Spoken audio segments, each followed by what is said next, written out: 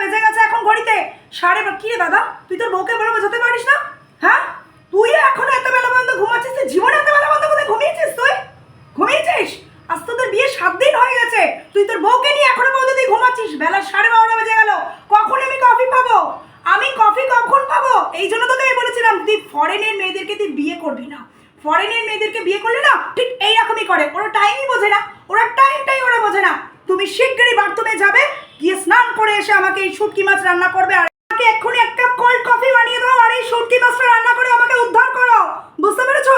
এত বেলা পর্যন্ত কখনো বাড়ির বউরা কখনো ঘুমায় না, এত বেলা পর্যন্ত কখনো বাড়ির বউরা কখনো ঘুমায় না। তুই তোর বউকে বোঝাতে পারিস না? এটা বউকে বোঝাতে পারিস না? তোকে বারবার বলেছিলাম যে ফরেনের মেয়েদেরকে বিয়ে করতে না, ফরেনের মেয়েদেরকে বিয়ে করতে না, তুই সেই কাজটা করেছিস। কি বললে?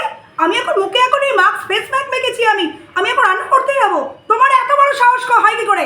দাঁড়া, আজকে বাবা আসছে, তোদের দুজনের আজকে ব্যবস্থা হচ্ছে।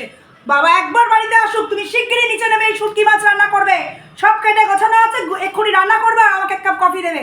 তাড়াতাড়ি নিচে আসবে এক্ষুনি, কাল থেকে না আর জন্য না দেখি এত বেলা পর্যন্ত ঘুমানো। সকাল 5টায় কাল থেকে ঘুম থেকে উঠবে তুমি।